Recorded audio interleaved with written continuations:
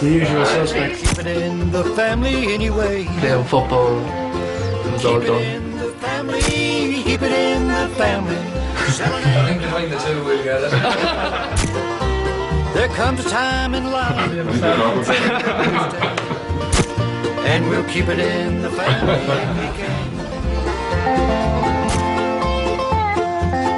From the start at the underage level, you knew that they had the ability, and they blossomed with the club here.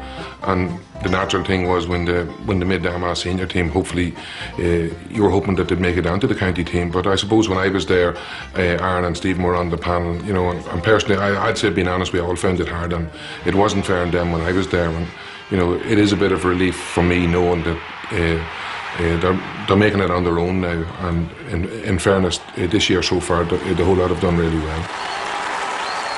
Whenever we were growing up, I suppose we were in twos. Me and Aaron were always together, and Tony and Paul were always together. And we just, football was everything. We never missed a game. You're always conscious of the fact that your dad you played for Armagh, successfully played for Armagh. You're always trying to emulate what he did. At the start, I was just more concerned about getting in and I suppose earning the respect from the rest of the players around the county. Some who hadn't maybe played with, who were older than me. Obviously I'd played under 21 and minor with a lot of the fellas who were coming in at the same age as me. But my main aim really at the start was to, like I said, just try and earn the respect and try and go in and fit in well with the panel at the time. Myself and Paul never really played under Joe. We never played under Joe, so it hasn't been a major problem. But when we went into the Armagh scene, there's another, along with us, four other Crossmaglen boys there. So for the first while they're there to keep an arm around you and make sure you're alright and make sure you're performing. But everyone within the Armagh scene was brilliant and welcoming, and it's fine, there's no problems whatsoever. I suppose as well with Peter and the setup being there, that they were there the year before with us in the under-21s, so we knew the management setup and the background team, and then there was numerous under-21 players there as well at the same time. And again, as Tony said, with the Cross boys, you were familiar enough with this rounds that you're in, and it was just a matter of fitting in. At the start of the year, I openly said I'd be very disappointed if Armagh weren't in the Ulster final. We're here. We've improved in the 2 matches.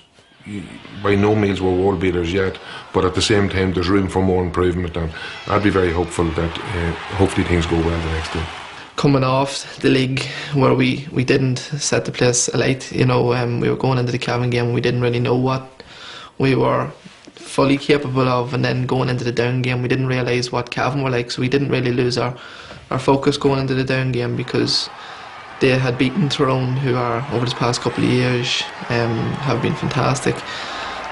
So now going into the Fermanagh game, I don't think we can take them lightly at all, because they've beaten the 2 so-called favourites at the start of the year in Monaghan and Derry, and they're 2 big scalps, Down are well renowned now at this stage for once they get a big win under the belt, they usually gain momentum pretty quickly and they're hard to stop. So the build up to the down game was exciting for us here in South Armagh, because we had a big rivalry with the ones in South Down, and I suppose it would be our main championship encounter down through the years history wise.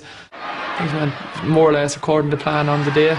Like Stephen says, there was mistakes made, and we are going to have to learn from some of the stuff which didn't go to plan that day and try and rectify it. But we're working hard on that there and training, and the only thing we're looking forward to now at the minute is the challenge against Fermanagh, and no doubt it's going to be a tough one.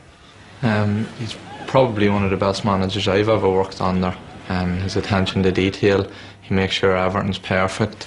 He looks at game plans, analyses the opposition, so he knows what he's at, so he does, and he's a pretty good manager, he's a good speaker, and he knows what he's at, really. I suppose he talks to the whole panel, he talks to every player individually, and he makes everyone feel as special as the next person, which is a great asset to have if you're a manager and you have 35 people all looking football, and you can only start 15 of them. Some of the older boys who did win in 2002 that are still there have a burning desire within themselves just to do the best that they can, because it doesn't last forever, and your days as a footballer are numbered, and they want to get the best out of it while they are there. firstly, being an Armagh man and having your own family involved, I sincerely hope Armagh win. But you know, it's going to be tough.